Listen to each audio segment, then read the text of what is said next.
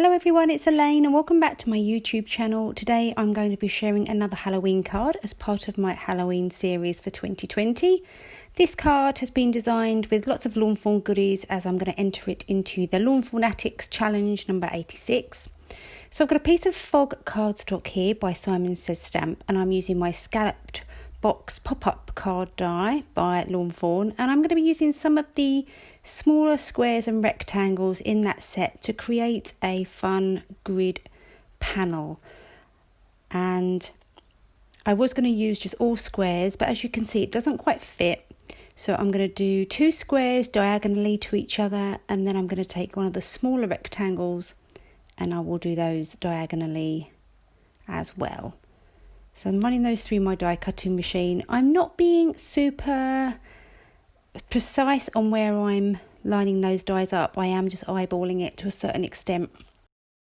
So just winging it, but it did work out quite well. I just tried to make sure that I lined them up with an even border around the edge.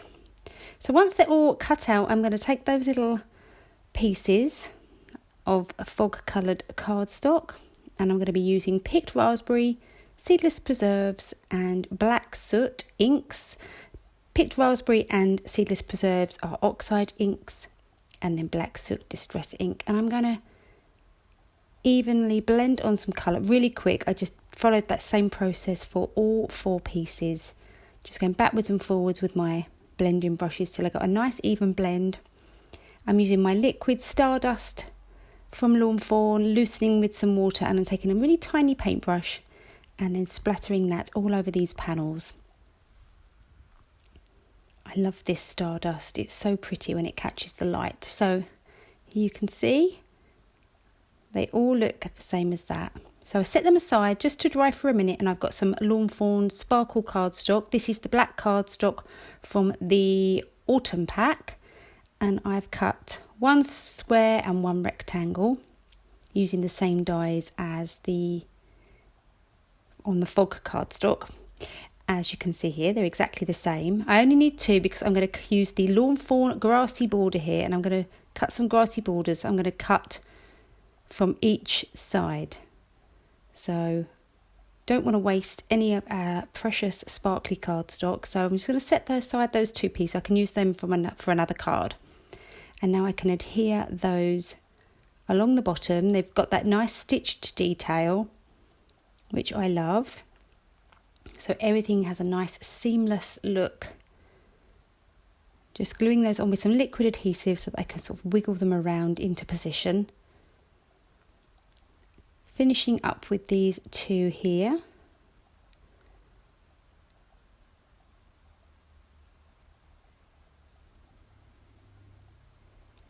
Making sure they're nicely secured, and I do just put the glue at the base of the grass just in case I decide later to tuck anything behind the grassy blades.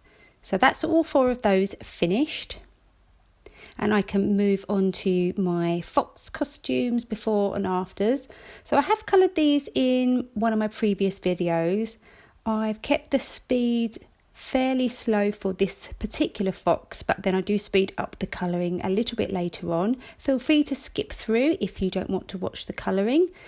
I have popped the caps on the screen, and the marker colours will all be listed below as well. So for all the supplies in today's card, you can check down below, and also my social media accounts, in case you want to pick up anything or see more inspiration on some of my other platforms. So these are my foxy colours. I use YR 27, 24, and for this card I used this fox I use 97 and 95, but in the other foxes I do just go in with E33 or 34. Bit of blue for the wings.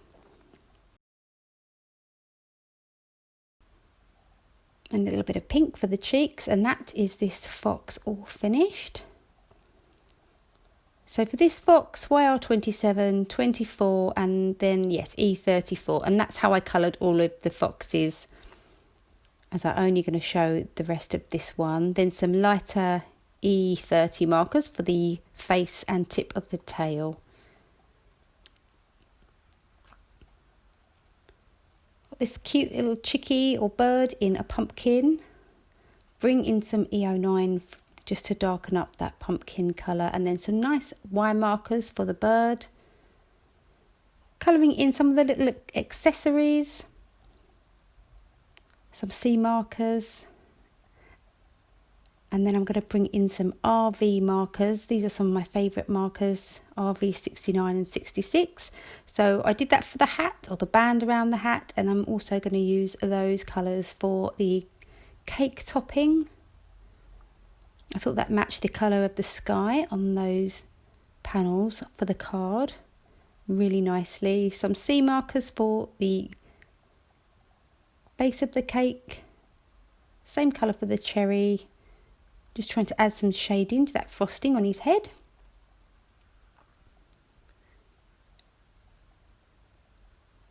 And now I'm just going to take one of my foxes, he's the one without any costume on, and I'm going to just adhere with some liquid adhesive the bat wings, and I will also be adhering the hat.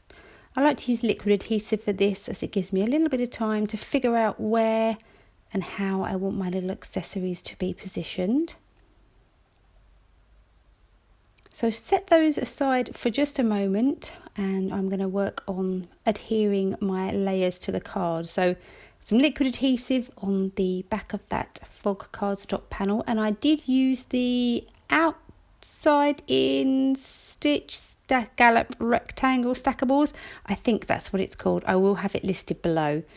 I cut that from some plain black cardstock, layered that grid panel on top, and to give a little bit more distressing and a bit more of a cohesive look, I'm just taking whatever was left on my little blending brush here. This is the black one, and just blending on a little bit of black soot around the edges here and there. Nothing too precise. I just wanted to add some distressing and interest to that panel.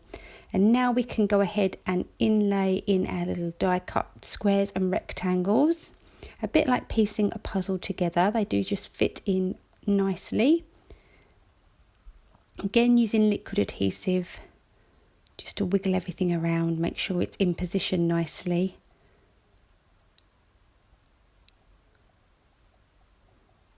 I can start adhering all my little foxes to the card. I do add some little cut up pieces of cardstock towards the top of the foxes to help everything sit flush on the card.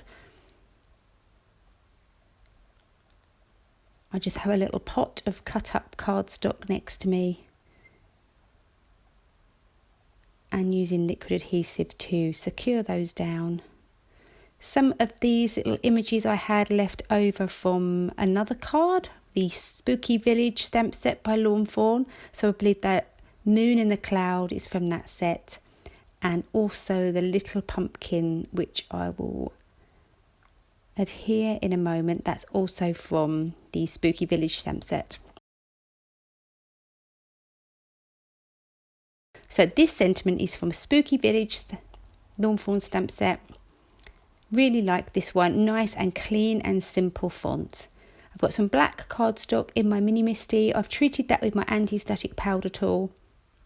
Inking this sentiment up with Versamark ink, and I'm using a gold embossing powder.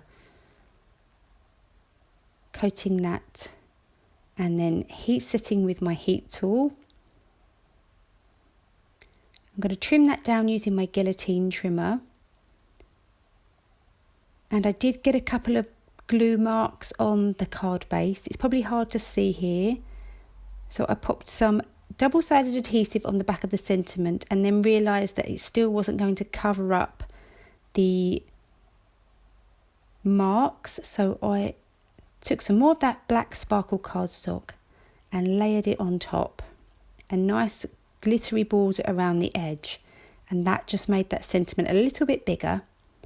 So pop some more double-sided adhesive on the back of that sparkly cardstock, and then I can secure that down to the card front and hide my mistakes. So I've got a standard A2 sized card here from some heavyweight white cardstock. I'm going to adhere my card panel to the front.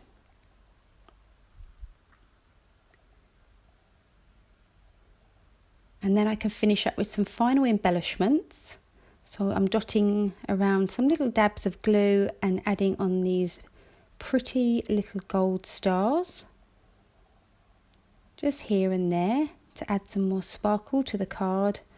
Going in with my Spectrum Noir clear sparkle pen. Was using sparingly at first, but then decided to go all out and pretty much coloured all the things, or coated all the things on the wings and the hat. Using some black glaze pen here for the eyes and the noses.